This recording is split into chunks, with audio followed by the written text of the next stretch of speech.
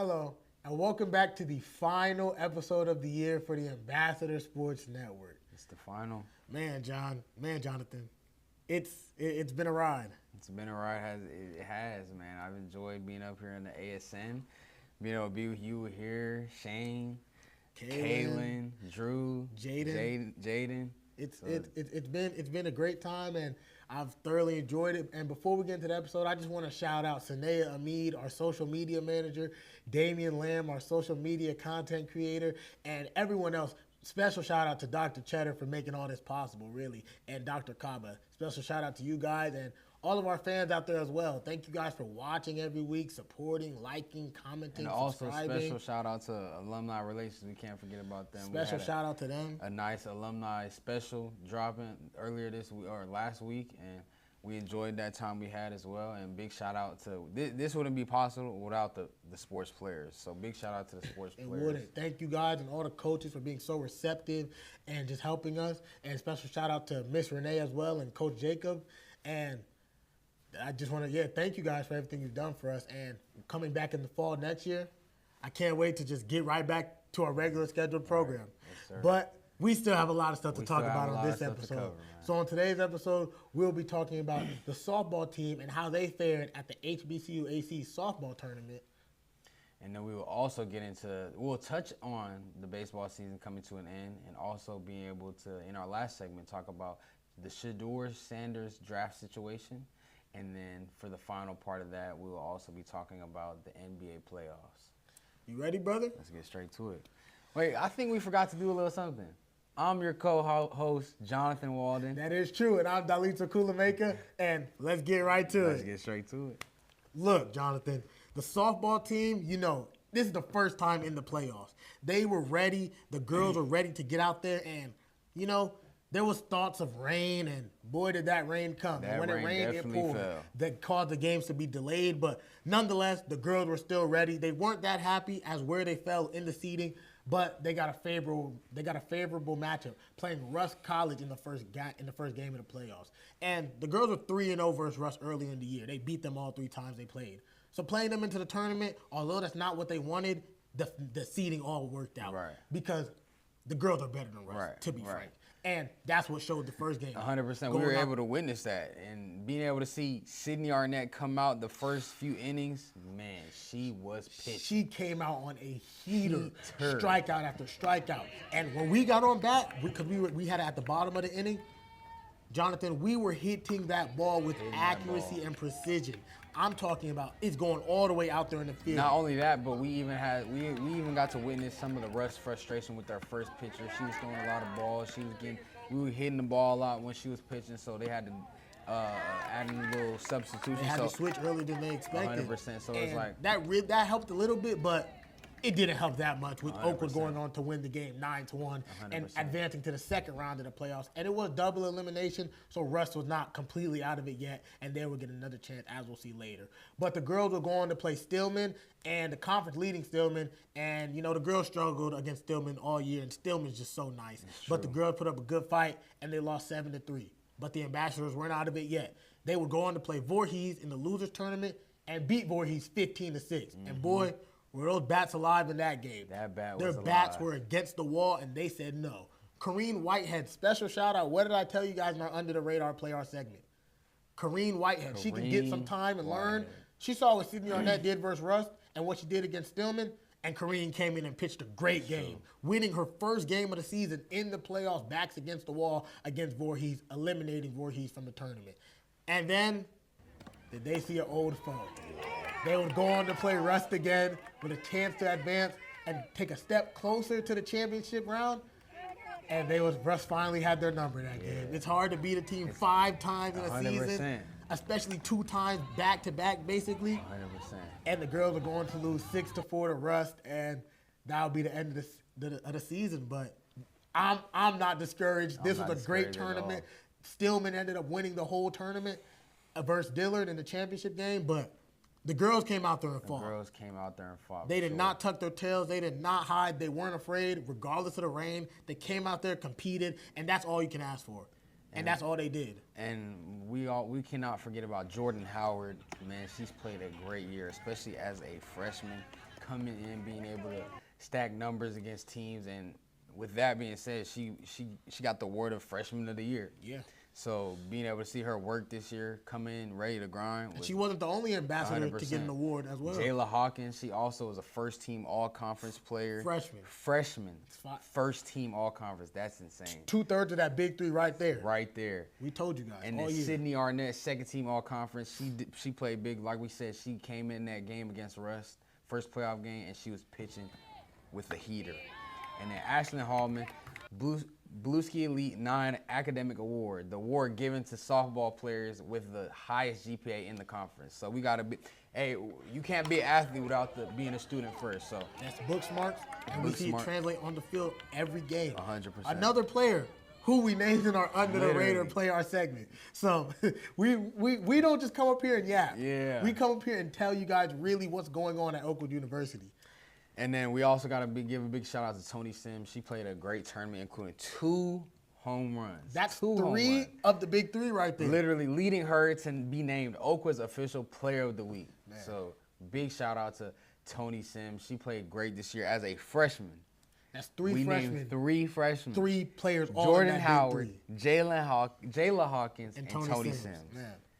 Credit to the freshmen. Hopefully we'll be seeing them come back and repeat this cycle of just greatness. Yes. So one more person we cannot forget. We cannot forget about Miss Anna Jones, the multi-athlete, volleyball and softball. RBI Anna queen. Jones, yeah, she was also named Oakwood's official Player of the Week. So it's you see what you heard and you seen what we just named, all the people we just named, and just when you hear that we lost in the playoffs, don't worry. We got great seasons coming up before us.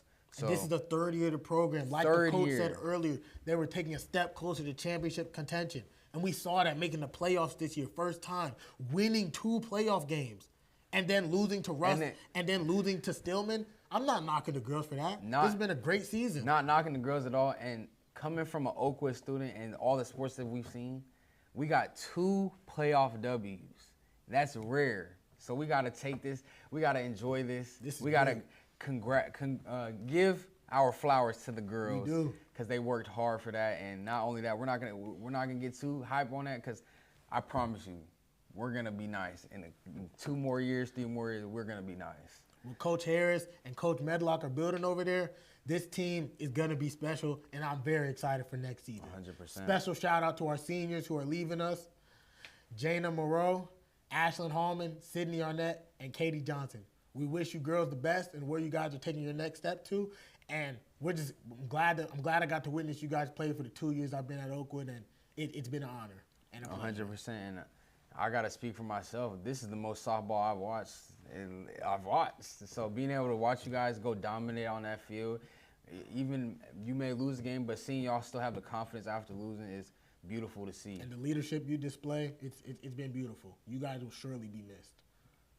100%. But now let's go on to baseball, let's welcome Shane Dunkley on here, and let's talk about what happened at the end of the baseball season. The Oakwood University baseball team season has come to an end with their final 2 games being played versus Tougaloo University. The boys were going to lose the first game Thursday, April 24th, 21-6, and then the second game being played Friday, April 25th. The boys lost 12-8. Shane, talk to me about the end of the season. Yeah, Doggy. So in being there, it was definitely a different atmosphere as opposed to what we usually see from them. It was just a lot of carefree, just looseness, like from the players and in terms of personality, and that translated to what we seen on the baseball field with someone scoring from third base to home. I ain't never seen that I've never seen it all either. my years of baseball. But I was talking to Coach Rudolph. He was saying this is really the first year that he has a full cycle or a full year to recruit. So that's definitely inspiring to hear. And we hope that the baseball team just improves next year and just carries on this momentum. Yeah, I agree. There, like you said, there are a bunch of recruits out there watching, and I'm hoping we get some of those guys to come. One person is already committed to come and play for the baseball team. So I'm hoping we get some more. The ASN will be doing what we can do to recruit, and I'm just excited to see what the baseball team does next year, and I'm excited to see the turnaround. I'm all here for it. And Coach Rudolph, I know he's going to do something special, and we just wishing the boys all the best as they recover, get ready to hit the offseason, and prepare for next season. Most definitely. But now, without further ado, let's get ready to wrap up this segment. This episode, and let's talk about Shedeur Sanders and that draft situation and the NBA our playoffs. update on the NBA playoffs. So before we get into this final segment about the Shedeur Sanders draft situation and our NBA playoff update, we want to welcome someone special on for our last segment, our director, Andrew McClendon, but here on set, we just call him Drew. This is the guy right here. Clap it up. Yo, my fault. My bad. This is the guy right here who puts the glue all together. He's there whenever our guests come, accommodating them, making sure their mics are on, making sure our mics are good, making sure the show just runs smoothly, cutting when we start yapping and getting out of hand. Yelling at us and stuff. Yep. Drew, this is the guy right here, and as you can see, he's the flyest out of us all. This tie and jacket, I'm liking it, brother. I'm liking it, brother. What's that, teal? What's that, teal? That's that turquoise, turquoise. that baby blue. I like it nonetheless. Hey, thank y'all for having me. I'm glad to be a part of the last episode of the school year. Of course. Yes, sir. So, like we say, let's get right into it. Shedeur Sanders, son of NFL player Deion Sanders, was drafted in the 5th round with the 144th pick to the Cleveland Browns. But it was projected that he would be a day 1 pick, first-round pick, and if at worst he would slide to the top of the 2nd round and be picking there early on day 2. So, Shane, this was an unexpected slide that really it wasn't predicted this far into day 3 in the 5th round. What are your thoughts on this situation? I'm going to keep it like this, and it's simple, right? Shedeur Sanders, projected top 10 pick, projected top 3 pick. At worst, they thought he was going to go 21st to the Pittsburgh Steelers. Right? And, you see the situation he's in. This was an attempt to humble Shedeur Sanders. 100%. His dad, millionaire, highly successful. You usually don't see that from black athletes, just having dads that are millionaires. And, you look at LeBron James getting his son in the league, and a lot of people are like, oh, that's nepotism, right? But in Shedeur Sanders' case, Shedeur Sanders was an actual top 3 quarterback in this draft, obviously, and he has the stats and the film to back it up. And this was an attempt to humble Shedeur Sanders, and honestly, shame on you, NFL, especially New Orleans, especially Pittsburgh, especially your team, the Las Vegas Raiders. I'll touch on that a little Shame later. on all of y'all. And I hope Shedeur Sanders. It's gonna be hard, in Cleveland. It's gonna be hard to do it. It's gonna be tough in Cleveland. But, That 5 quarterback group, Joe Flacco, Right. Deshaun Watson, Dylan Gabriel, who they drafted On top in of this that, draft, they Shedeur, have Kenny Pickett, And they have a tough conference over there. exactly. AFC North. Cincinnati Bengals, Baltimore Ravens, Pittsburgh and Steelers. the Pittsburgh Steelers. But I hope he started proves a villain story. Exactly. Started a villain story. True story. I hope he proves them wrong. So we Jonathan, gonna let see. me hear what you have to say about this. This is just purely just disrespectful. Let's just call it what it is. This man performed at Colorado, and he brought his team to 9-4.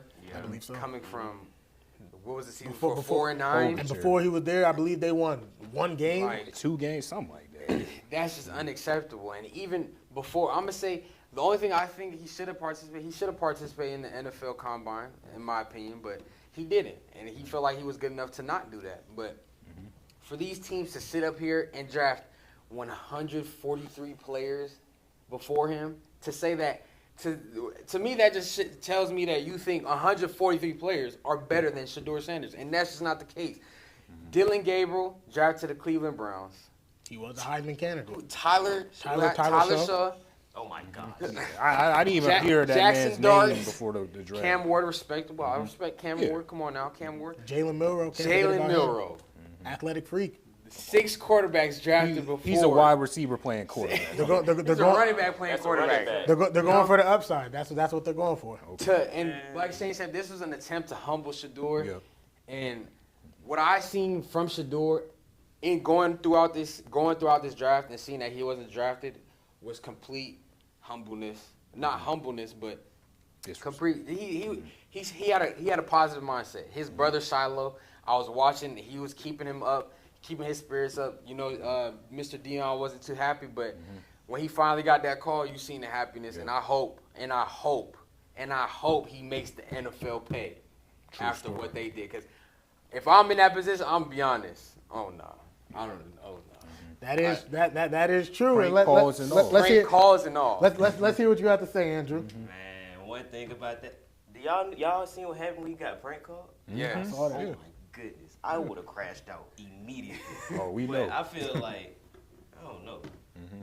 Fifth round? Fifth round. Fifth round is, but really, I think if you look at it, really, what this tells me is the NFL doesn't care that he's Deion Sanders' son. Of course. If you take his last name from Sanders and make him Shedeur, let's say Shedeur Gabriel, Right.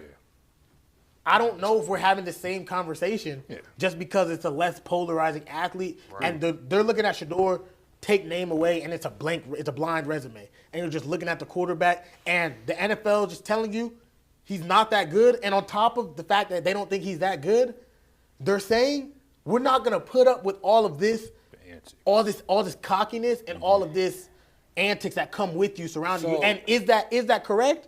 No, I don't believe so, because when you look at a dude like Eli Manning, who was drafted and then told them, I'm not playing for you, trade me, and then he got traded and got what he wanted. You look at a dude like Baker Mayfield, who is planting flags, brash, grabbing his private parts and flaunting it to the other team. You know, players like that going number one in the NFL. Johnny Manziel. Players like that who are arrogant and cocky, but the NFL sees them as, oh, they can do this, but they see their talent and say their talent outweighs the risk. But for Shedeur Sanders, I don't think they see that the talent outweighs the risk. But what's the common denominator? There is a common denominator, an underlying factor to that. And as much as I hate to say it begs the question, is it a race issue? And that's really what it comes down to. And I believe race did play a factor in this a little bit, but more than the race, I believe it was the NFL simply just doesn't think Shedeur Sanders is that good. And like you said about my Raiders, Geno Smith, they say that's Shedeur's comp, and we just traded for Geno Smith. But that's simply not. So I don't think we're gonna spend. I don't think we're gonna spend a pick on Shedeur when we have Geno Smith, and we can just look forward to a stronger QB draft. Look at it like this. On top of all that stuff, then you have to consider the viewership. I sat there and watched the draft for 3 days waiting for Shedeur to be drafted. This is a Chiefs fan, by the way. A Chiefs fan. He doesn't care who they pick because he knows they're going to be a late round stud. It doesn't matter. Yeah. I wanted to see him drafted, and I had to wait 3 days. So on top of me, I've never watched the draft. Literally, I dabbled in watching it the first couple picks, but after that I turned it off. There was a stat that it showed that the draft this year had more viewership than the NBA Finals last year. Come on now. Come on now. Everyone wanted to see where the Shedeur draft. would go. Everybody wanted to see where Shedeur would go, and NFL knew that. So I feel like they used that to their advantage to get paid, to get bread. They want to bash him, but at the same time use him to bring revenue in. Like, come on now. It's scripted. It's scripted. And the last thing I want to say before we transition to our basketball playoffs is this was an unprecedented fall, and really no one saw it coming. Like I said earlier, the latest they saw him going was early round 2, and after pick 83, when I thought the Steelers were for sure going to take him because they had Mason Rudolph and I think Skylar Thompson in the QB room right now. They're waiting on Aaron Rodgers, and they just drafted Will Howard. But before that, at pick 83, round 3, I believe, if Shedeur didn't go there, no one knew where he was going to go, and that's what we saw. And this hadn't been seen since Aaron Rodgers was in the draft with Alex Smith, when it was who was going to go number 1. It was either him or him, and then Alex Smith got taken and Rodgers just dropped. But he dropped to the end of the first round, and the Packers saw the talent outweighed everything else. So this was just interesting to see. And one more thing. I was genuinely hurt, Shane. I was genuinely hurt watching that draft, seeing the way that they were doing Shedeur.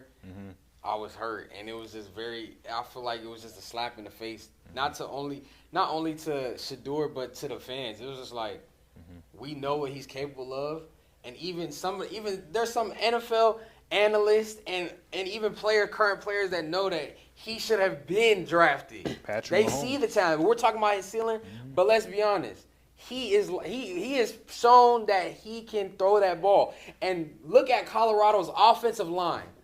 if you put him around a Bama front line or a Georgia front line, you know what he's going to take them to a nat because they're going to compete for a national. He did not have an offensive line. He didn't have a running game. It was straight him throwing that ball. So for them to say he doesn't have the ceiling, I feel like you can say that, but at the same time, you just can't say that. We seen what he's done with little, so we just got to respect that. And Of course. that's just But guess what though? He's selected in the 5th round. Villain story. real story. That chip is on his shoulder. It for is sure. true. Shedeur has a chip on his shoulder, and now we're gonna see as the NFL transitions to a more mobile and gunslinger type of passer, and Shedeur is a accurate, more precision-based passer. We'll see where that gets him, and we're wishing him all the best. And now, let's go over and look at the NBA playoffs real quick before we close this episode out. Shane, what you seeing out there? Any updates from your last pick, Thunder versus Celtics? Yeah, Dalit. Thunder winning it all. Pretty much what I'm seeing so far is really not much change. You know, I said the Thunder would cruise the NBA Finals. Guess what? They're the first team to make it to the second round. The Celtics, I think they lost one against the Magic, but they're about to close them out. They should close them out tomorrow. Yeah, tomorrow night. Cavs, y'all looking good. I'm not gonna lie. You know, y'all blowing out Miami, which isn't saying a lot because Miami's the worst NBA team in modern history to make the playoffs. So Okay, that's but, not crazy. y'all are playing good. I still have the Thunder beating the Celtics, and the reason why I'm more confident in that matchup, at least for the West side, is that the Lakers. The Lakers have disappointed. What do you have to say? Applebee's, chicken wings, bumblebees. Lakers are 7. Oh, it's Shannon That's how you Sharp. feel. So we have. Okay. So I see we have Oh, no. delusion over here coming. It's not delusion. 100%. I see we have delusion. The Lakers have gone down 3-1 to the Timberwolves. It's pure fact. And they've simply just struggled on the defensive end, and they can't stop the Timberwolves when they need to put stops together. They've blown leads. I think the Lakers' season is sadly going to come to an end No, in it's 6. not. Hey, but I'ma Nico. No, it's not. Nico Harrison might have been on to something. I was bashing Cuban and Nico Harrison earlier on in the year. Oh, if they was on to He something. might have been They on team to be in the something. He might have I'm been not- on to something. They not in the playoffs. I'm not- Luka was not on to something. Lucas fried chicken though. I'm bro. not going It to don't say matter. that. Did Dallas make the playoffs? No. But I'm not gonna Lucas say about that. to be the same place where Dallas is No, now, he's not. though. I mean, No, he's not. okay. Only time will tell. Let me hear what I'ma you have to keep say it real quick, short. Jonathan. Lakers are frauds. No, they're clearly. not. Clearly they're frauds. No, and they're not. then the Pistons, I wanted them to beat the Knicks, but it's looking like they're not going to do that as well. The Celtics are looking nice. We already knew that, though. Cavs been nice. We knew that as well. OKC, nice. But down these second round, at this point, the series to watch is literally the Denver Nuggets and the Clippers. Yeah. So we're going to see how that ends. I predict that Good the series. Clippers may get them. I'm going to take the Clippers. I'm going to be honest. Take the Clippers. And Has anything changed from your finals prediction? Finals prediction believe- was I the believe- Lakers. I believe you had and Lakers and Cavs. It has changed for sure. I'm gonna just have to go with the Thunder. I'm gonna have to hop OKC. on it. I'm gonna have to go with the Thunder. But the Minnesota Timberwolves are looking a little promising. I think that if they go to Game 7, though, then the next series they have for them is not going to be too good. We almost forgot about the Rockets and the Warriors playing. I think the Warriors will be good I against. think the Warriors taking that one. Yeah, Five? the Warriors are definitely taking that one for sure. Or either 6. We're really gonna see. Yes, I would have to agree. And lastly, I'll give my piece. Y'all know who I've been rocking with all year. It's been stated. And Evan Mobley was just crowned the Defensive Player of the Year. Well deserved. They're giving Draymond Faco Hustle Awards. Stephen Curry's getting Teammate of the Year awards. I've never heard of these awards before, but Evan Mobley Defensive Player of the Year. That's all that matters. The Cavs looking like the best team in the East. The Celtics, that's why I love the Magic. They did it to us last year. They're doing it to the Celtics now. Banging them boys up. The Magic play defense, and they're rough. And we see Jason Tatum hurt his wrist. We see Drew Holiday. They're just resting him right now. He got hurt. Jaylen Brown getting injections in his knee. Porzingis bleeding from his head. The Magic are prone to do that. They're prone to rough you up, and then they're going to play potentially either the Knicks or the Pistons next round. Yeah. The Cavs, we're going to sweep the Heat tonight. They're going to sweep the Heat tonight. Just might. See the Pacers, Cavs at 5. See the Barbecue Celtics, chicken. that's where things are going to get a little tough. Cavs at 7. Go all the way to the finals. I don't have the Lakers in the finals anymore. Like you guys said, I think they're going to lose in 6 to the Timberwolves. And I think it's going to be, I'm going to go with a shocker right here. The Warriors. I think it's going to be Clippers and Cavs in the NBA Finals. What? And that's no need for discussion. I think the Cavs are going to go out there and win in six. My TV would stay on Jeopardy if that would have happened. I think it's going to be a Cavs and Clippers NBA Finals. Basically, the viewership for the NBA is going to be down. Yeah, this it year would be screwed. with that snooze fest. It's going down. No disrespect to the Cavs, but complete disrespect to the That's why the Lakers Cleveland, no LeBron. Come on. Haters going to hate. The Cavs just going to Oh, celebrate. I still want the Cavs to win. I still got the Cavs in the championship. The Cavs just going to celebrate. But, guys, we want to thank you guys for joining us throughout this semester of the ASN. And I know it may have been a long episode, but you might as well click that subscribe button. you might as well click that subscribe button because coming back in August, we'll be jumping right back into form with volleyball, soccer season go underway. So we're grateful for you guys. And until next time, in August, we'll see you then. Nah, nah, nah, nah. Nah, nah, nah, nah. Hey, goodbye. Thank you for watching the Ambassador Sports Network. Make sure you like, comment, and subscribe, and tap that bell so you're notified every time we post.